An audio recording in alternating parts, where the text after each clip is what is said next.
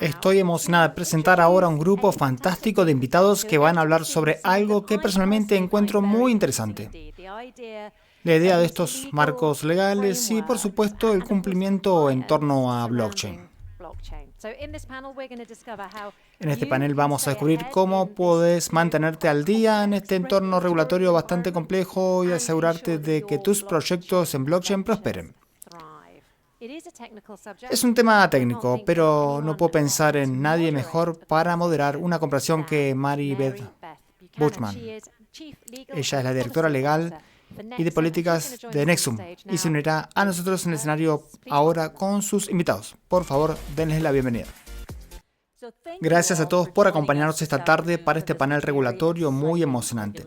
Les aseguro que se irán habiendo aprendido algo sobre una jurisdicción en algún lugar del mundo en el que quizás no habían pensado antes. Yo soy la directora legal y de políticas de Nexum Capital. También soy miembro de la Junta de la Fundación Cardano y esta conferencia ha sido increíblemente bien organizada. Felicito a la Fundación Cardano por el gran trabajo que han hecho. Cuando comencé en este campo alrededor de 2013, realmente no había regulaciones en ningún lugar. Y había muchas empresas que pensaban que no había reglas en ningún lado. Así que era una conversación bastante difícil en ese momento. Pero en los últimos 10 años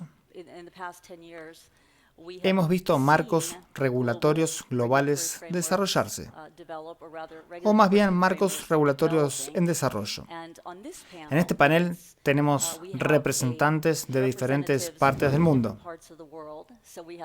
Tenemos a Chengui, que puede hablar sobre APAC, Robert Kopich, que hablará sobre las regulaciones en Europa, Irina Heber, que se especializa aquí en Dubái, Abu Dhabi y otras partes del Medio Oriente. Así que entre los tres panelistas cubrirán el globo. Me gustaría que cada uno de ustedes diera una pequeña introducción ampliada sobre sí mismos. ¿Debería comenzar yo? Sí, por favor. Esto está muy fuerte. Hola, mi nombre es Irina Heber y he estado en el Medio Oriente durante 17 años. He estado aquí en Dubái durante 17 años, una adoptante temprana de Dubái, como me gusta decir. Estoy muy orgullosa de ser una de las primeras personas en comenzar a trabajar en el espacio Bitcoin y cripto aquí. Comencé a organizar reuniones Bitcoin en 2014 y la gente me llamaba la loca de Bitcoin. Y aquí estamos todos locos por cripto. Estoy muy contenta de ver eso. Dirijo un bufete de abogados llamado Neos Legal. Nos especializamos únicamente en clientes Bitcoin y cripto y eso es todo lo que hacemos. Estoy absolutamente encantada de estar aquí. Muchas gracias por recibirme. Hola, soy Robert Kopich, jefe y cofundador de Blockchain for Europe, una asociación comercial europea que representa a la industria blockchain y activos digitales. He estado trabajando en temas blockchain y criptoactivos desde 2016.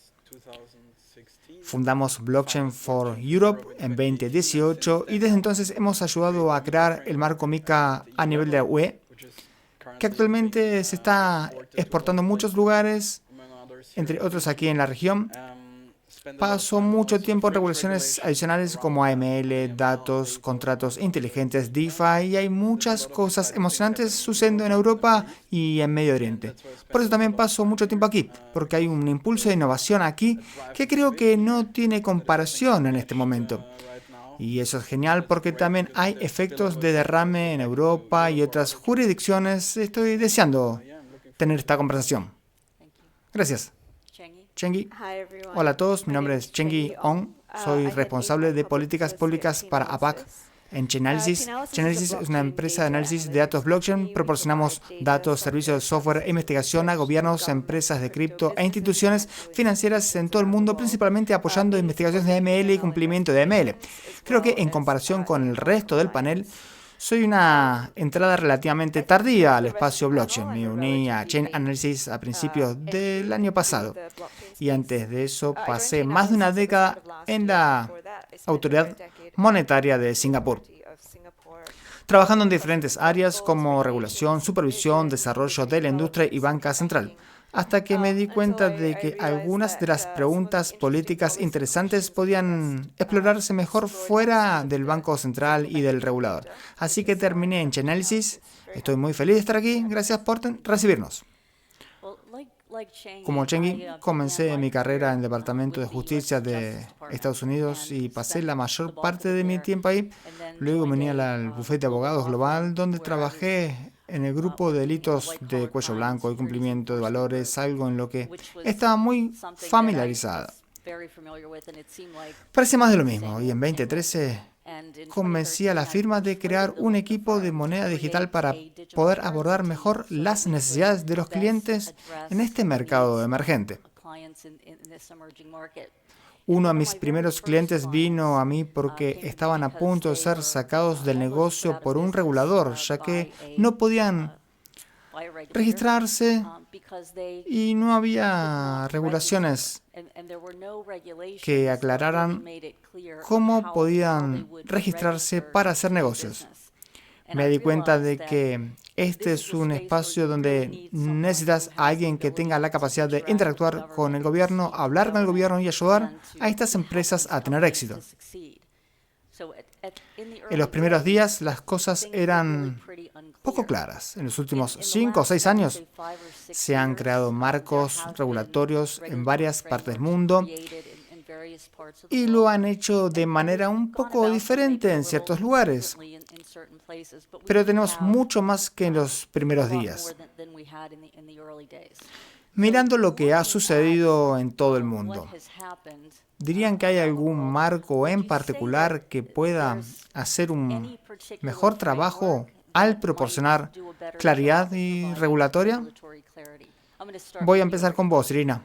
Por supuesto, tengo que decir que los Emiratos Árabes están haciendo un gran trabajo porque realmente lo creo. En los Emiratos Árabes, el primer marco regulatorio para proveedores de servicios de activos virtuales apareció en 2018 en ADGM, una zona financiera libre en Abu Dhabi.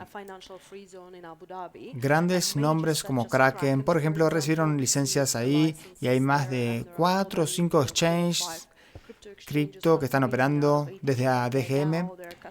Ahora hay proveedores de custodia, fondos de capital de riesgo Web3. El ecosistema cripto ADGM es absolutamente fantástico.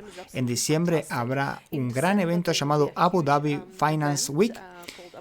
Y los últimos días están dedicados a los activos virtuales, lo cual es absolutamente increíble considerando que nuestra industria tiene literalmente 15 años. Así que eso es ADGM. También tenemos una conferencia Bitcoin que viene de Estados Unidos y será en Abu Dhabi al mismo tiempo. Uno de los miembros de la familia Trump estará hablando, lo cual emociona bastante a la región. Eso es Abu Dhabi. En Dubái tenemos un regulador dedicado al espacio de activos virtuales, el primero y único hasta ahora en el mundo. Solo porque seas el primero o el único no significa que seas fantástico, pero el hecho de que hayas licenciado a más de 20 proveedores de servicios activos virtuales en los últimos 2 años habla por sí solo del trabajo y el marco regulatorio que tenemos. Grandes nombres como OKX y Binance ahora tienen su sede aquí en Dubái y operan desde Dubái. Sin duda, dice mucho cuando los exchanges más grandes eligen establecerse aquí en lugar de, digamos, Europa, Singapur. Con todo mi amor por Singapur. Solía trabajar mucho ahí en el sector naviero antes de cripto.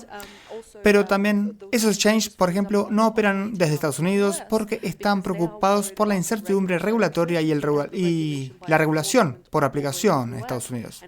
Esperamos que las cosas cambien pronto con nuestro querido jefe de la SEC saliendo pronto y uno nuevo que esté entrando, porque eso es lo que la industria necesita. La industria necesita certeza, claridad y un camino claro sobre cómo registrarse y operar. Y creo que eso es lo que los Emiratos Árabes han hecho fantásticamente. Tenemos claridad, tenemos certeza. Y me estaba jactando con vos hace literalmente 5 minutos, pues enviar un WhatsApp a un regulador, hacer una pregunta, invitarlos a un evento privado para discutir cosas. ¿Puedes hacer eso en otras partes del mundo? Tal vez no.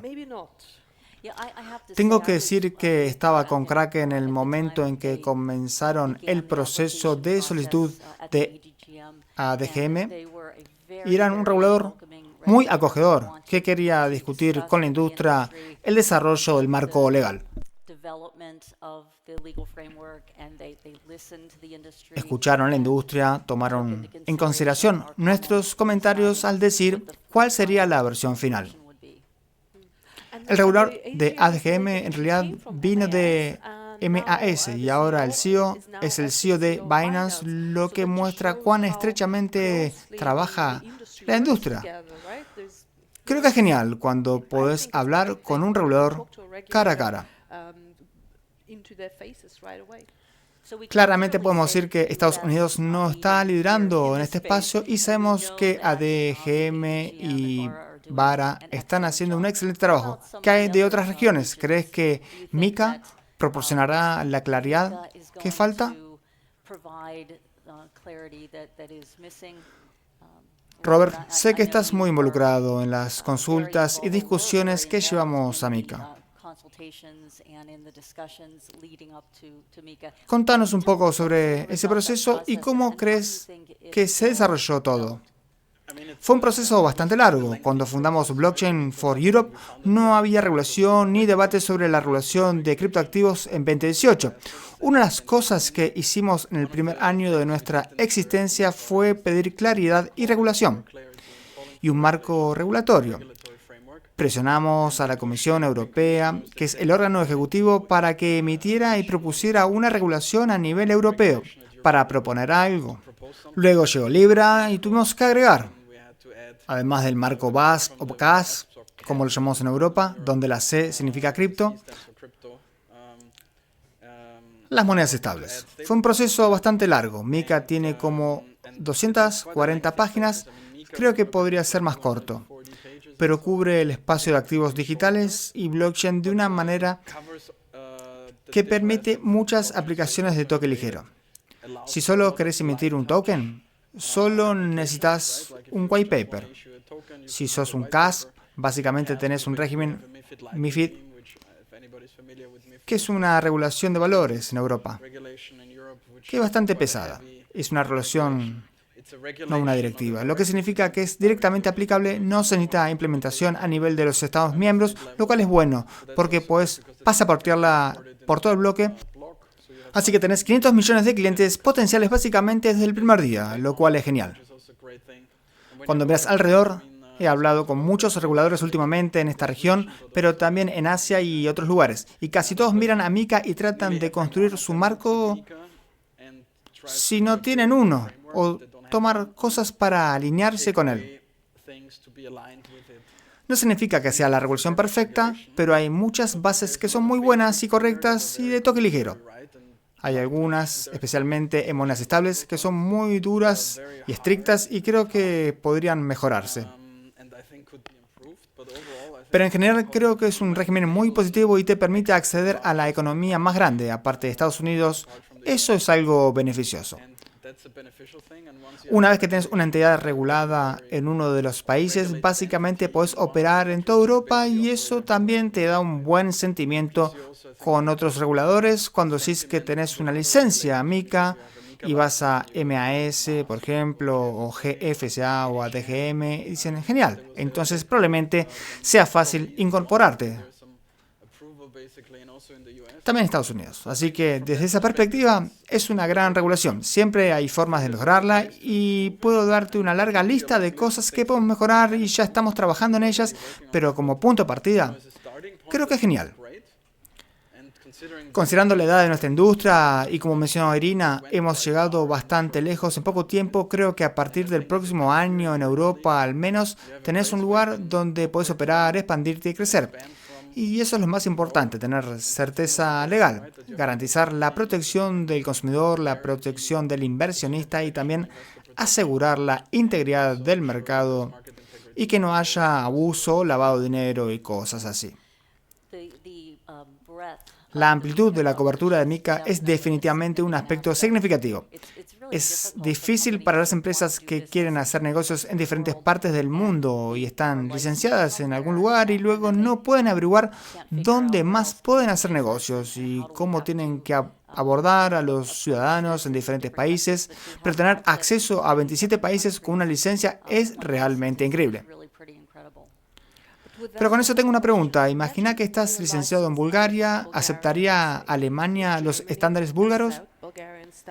¿Entienden lo que digo? No todos los países en Europa son iguales, ¿verdad? Los países del norte se consideran más cumplidores que los países de Europa del Este. Como mencioné, es una regulación, y en un contexto europeo significa que tenés que obtener la licencia de un país, y una vez que la tenés, digamos Bulgaria, como mencionaste, si tenés la aprobación del regulador de Bulgaria, entonces puedes operar en los otros 26 países.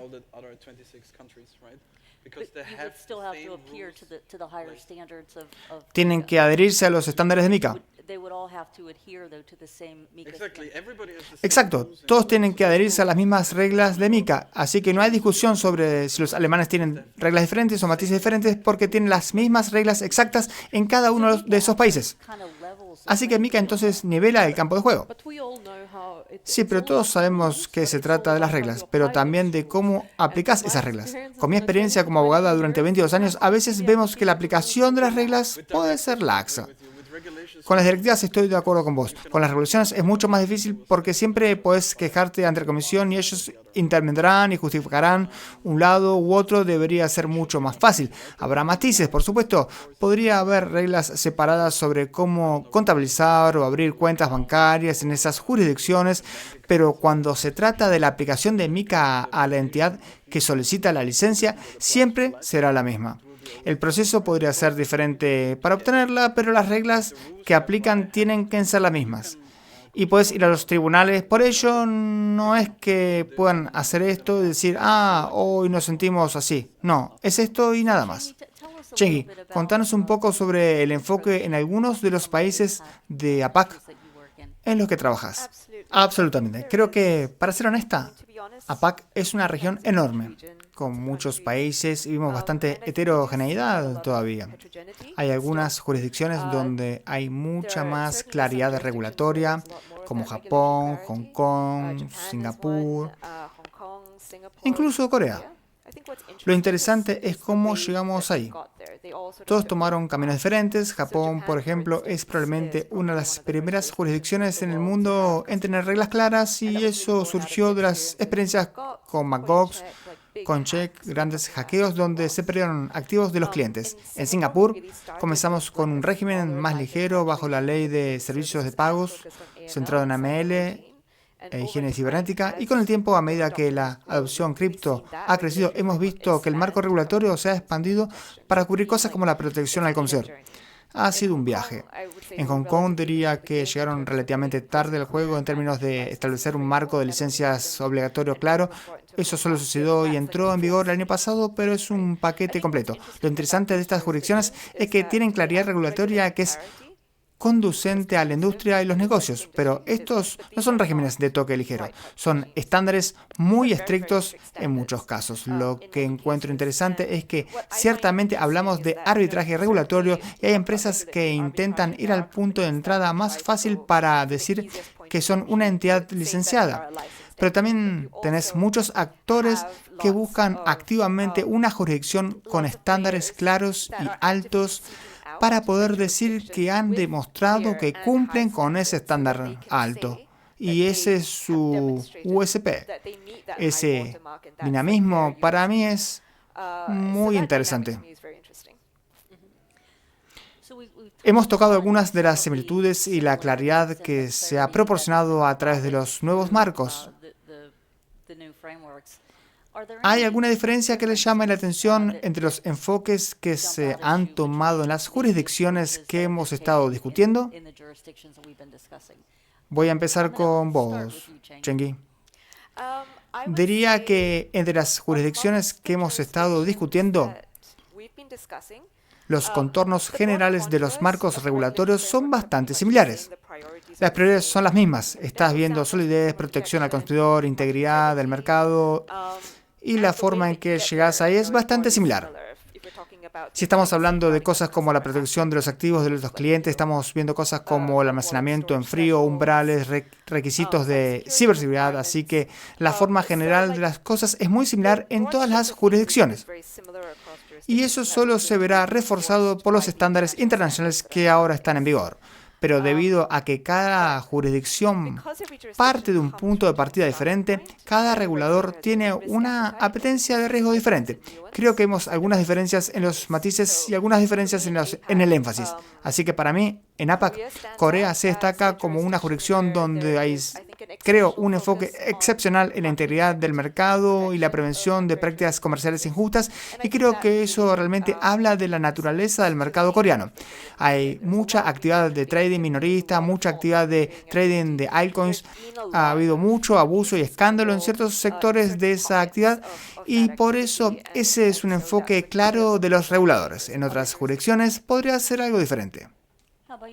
¿Qué pensás, Robert?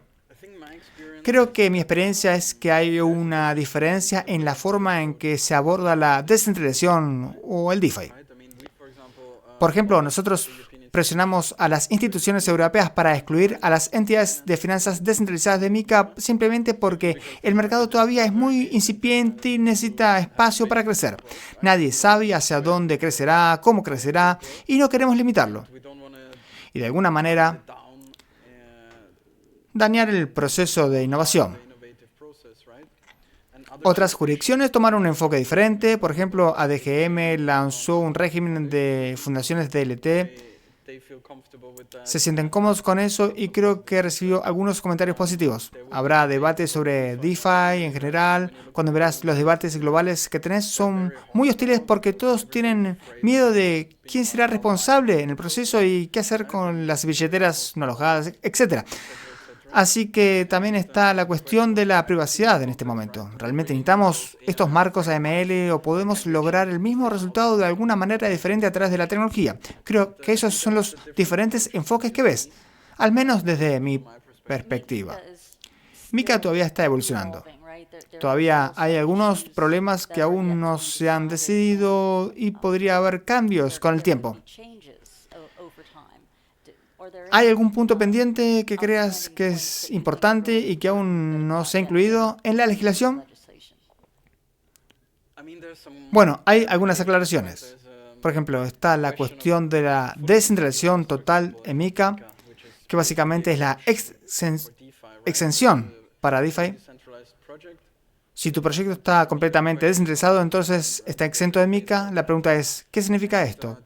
Y hay un debate al respecto, dependiendo de con quién estés hablando, es como cierto tipo de nodos o capas y niveles de descentralización, es algo que creo que verás en otros foros también, a nivel global, regional y nacional.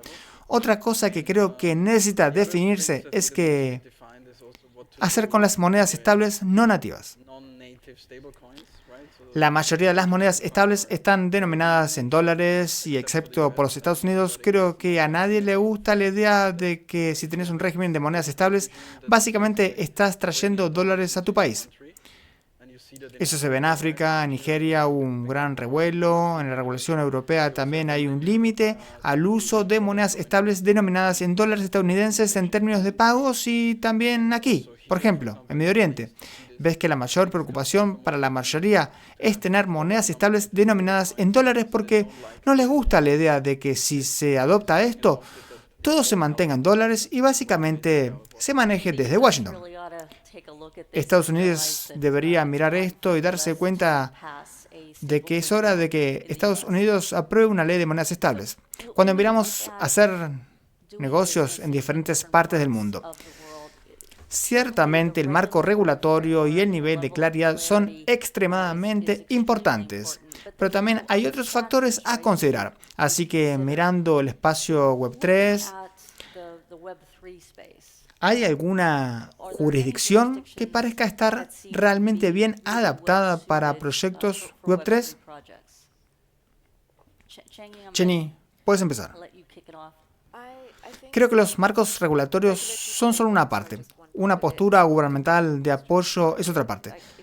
Si sos cualquier tipo de startup, hay ciertas cosas que probablemente buscarías. Un entorno empresarial favorable donde sea fácil establecerte, fuentes de capital, acceso a capital inteligente en particular, acceso a talento de manera económica. Así que creo que, por ejemplo, paso mucho tiempo en Singapur.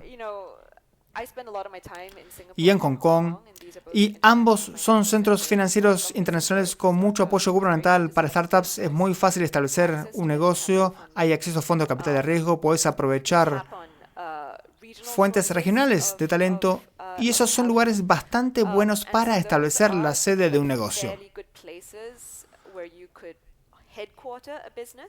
Por supuesto, a medida que te expandes, donde colocas tus operaciones probablemente tendrá muchos más factores detrás. Y yo, por supuesto, abogaría por Emiratos Árabes como la capital mundial cripto y Web3. Pronto la capital mundial de Bitcoin. Porque es muy importante. Todo lo que Chengi mencionó es, por supuesto, muy importante, pero el talento y la facilidad de reubicación son muy importantes. No es tan fácil obtener una residencia en Singapur y toma 3 días obtener una residencia en los Emiratos Árabes. Incluso menos si te mueves más rápido. Y el talento se está mudando a Emiratos Árabes. Están reubicando a familias enteras ahí. Tenemos las mejores escuelas, los mejores hospitales. Un clima fantástico, excepto por 3 o 4 meses al año. Y en ese momento puedes visitar Europa o Singapur, que son hermosos en esa época. Así que muchas cosas son realmente importantes cuando estás estableciendo una empresa Web3. Sí, las regulaciones son importantes, pero somos humanos después de todo, así que las condiciones de vida humanas y cómodas son muy importantes, la seguridad. Cuando voy a Suiza, mucha gente me pregunta, oh, sos una mujer blanca y vives en Medio Oriente. ¿Podría ser tan peligroso? ¿Cómo lo manejas? No podría haber un lugar más seguro en el mundo que los Emiratos Árabes. Dubái y Abu Dhabi están clasificadas como las ciudades más seguras para las mujeres y para las personas en general en el mundo. Así que, por supuesto, mucho talento femenino se está mudando aquí. Y otra cosa muy importante es el acceso a capital. Y muchos fondos de capital de riesgo también se están mudando aquí. Mira las conferencias que tuvimos en las últimas 2 semanas. Venís aquí, haces conexiones, haces tratos en el acto. Así que, por supuesto, abogaré por los Emiratos Árabes como la capital mundial de Web3, pero soy muy parcial. Esto es ciertamente un tremendo respaldo para Emiratos Árabes. Y Robert, vas a tener un momento difícil porque hemos escuchado algunas cosas bastante positivas sobre otras jurisdicciones. Decinos por qué la jurisdicción europea podría ser buena para los proyectos Web3. Creo que es muy simple en realidad. Es un mercado grande, así que tenés una gran base de consumidores, hay mucho capital todavía, la apetencia de riesgo no es tan alta como debería ser en mi opinión, pero eso probablemente se deba a las circunstancias en Europa.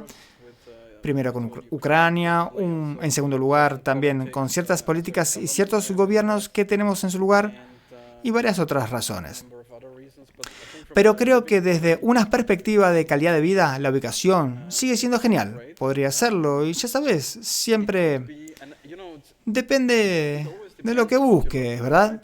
Quiero decir, si querés vivir cerca del mar, hay muchos lugares en Europa donde probablemente te sentirás cómodo y que también tienen buenos lugares para el talento, buenos marcos establecidos, buenos estándares de vida. Portugal se convirtió en un centro cripto en Europa con el tiempo, precisamente por esa razón. Un gobierno muy abierto, un lugar genial, buena comida, buen clima y otros. Malta es uno, Chipre es otro.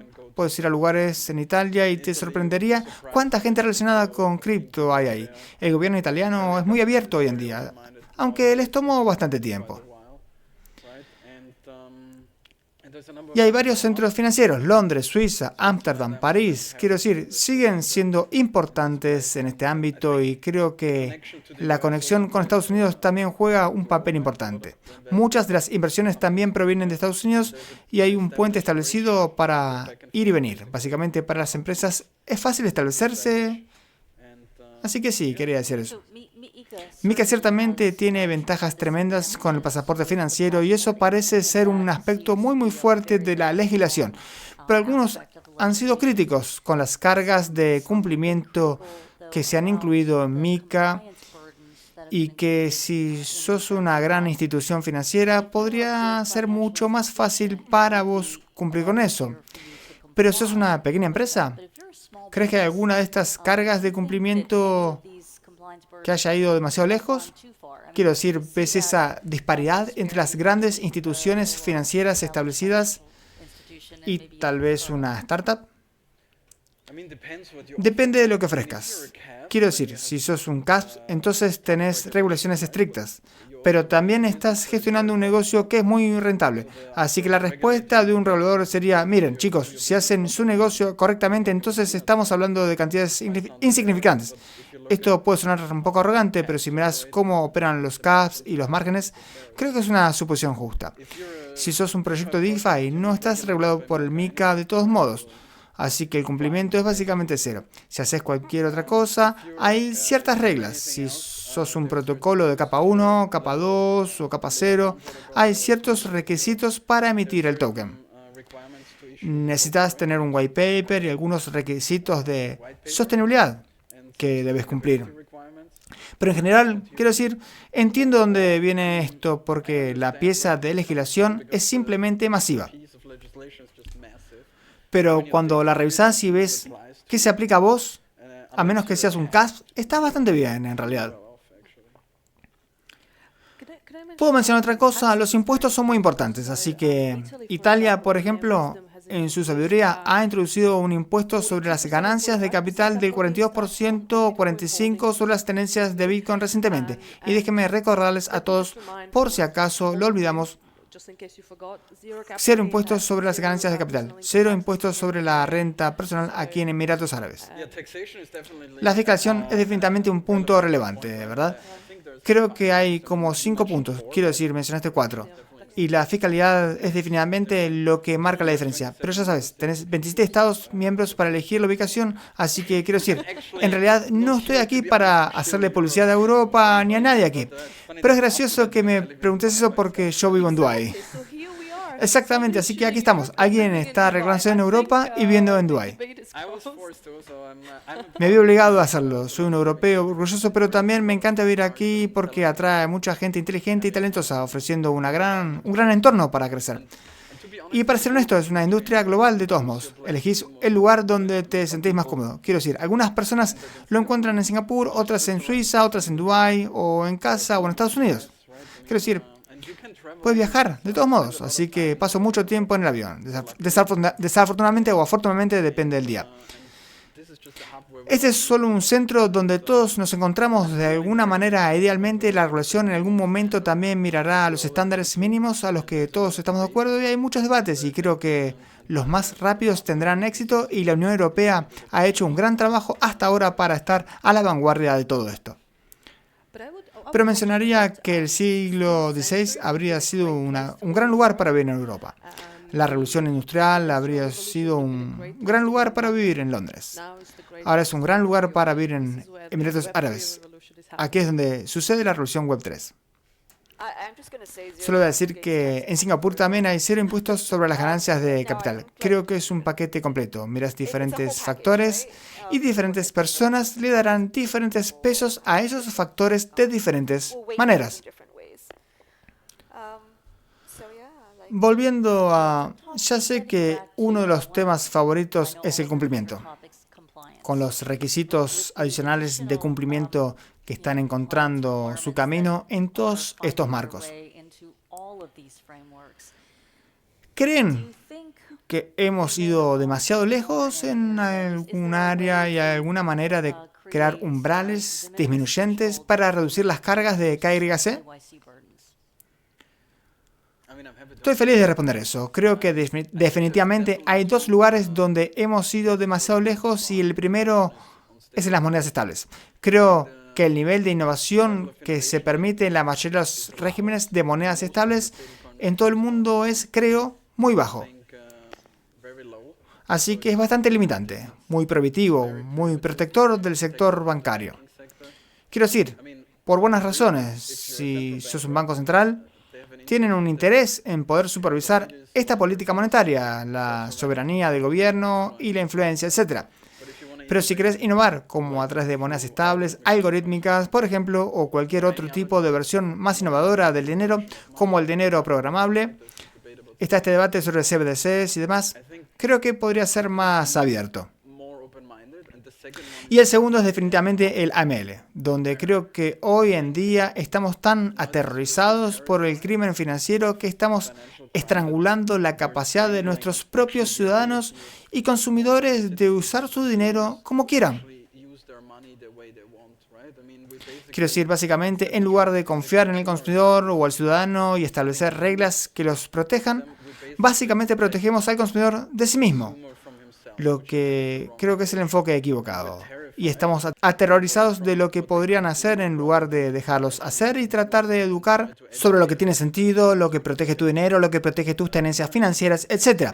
Así que creo que la tendencia necesita revertirse para que también usemos la tecnología que tenemos para lograr resultados que permitan la tecnología protegiendo los fondos de los consumidores e inversores, sin tener que básicamente crear un estado de vigilancia hacia el que nos dirigimos en muchos lugares, y eso es muy aterrador, especialmente cuando todo está digitalizado. Podría haber una entidad en algún momento que básicamente pueda cerrarse por voluntad propia, y eso es un pensamiento terrible. ¿Qué hay de los Emiratos Árabes? ¿Hay algún lugar donde crees que los requisitos de cumplimiento han ido un poco demasiado lejos? Vos sabés mucho mejor esto que yo. En los 80, la industria bancaria de Estados Unidos demandó al gobierno de Estados Unidos por la ley de secreto bancario y lamentablemente perdieron. Lamentablemente para todos nosotros aquí en 2024 ahora tenemos esos, ya saben, esos ridículos requisitos de KYC y AML en todos los países que tocan el dólar estadounidense, que tocan las transferencias SWIFT. Porque no querés ser excluido del comercio del dólar estadounidense. Tal vez algún día la industria bancaria de Estados Unidos intente su suerte nuevamente y no tendremos una situación donde sí, la banca es ahora tan restrictiva que la gente no puede obtener cuentas bancarias. Creo que la propiedad de tu propio dinero es un derecho humano. Ganó este dinero, quiero poder gastarlo. Pero es cada vez más difícil tener acceso a la banca y tus propios fondos, y nosotros como firma de abogados, esto es con lo que lidiamos todos los días. Tenemos clientes honestos y buenos que son absolutamente incapaces de hacer las cosas más simples debido a algunos requisitos documentales. ¿Han tenido mucho éxito en nombre de tus clientes trabajando con instituciones financieras para desentrañar algunos de estos problemas? No, las instituciones financieras en los Emiratos Árabes son muy basadas en órdenes. Hay una casilla que deben marcar y hay ciertos documentos que deben presentarse y no hay forma de evitarlo, lo cual es algo bueno porque no queremos un salvaje oeste. Pero es un poco demasiado estricto en algunos casos, creo.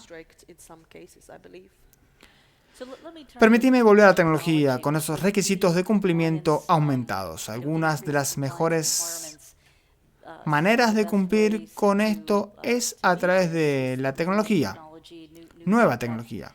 ¿Has visto algo en Chain Analysis que pueda ayudar a ciertas empresas a cumplir con estas reglas de cumplimiento?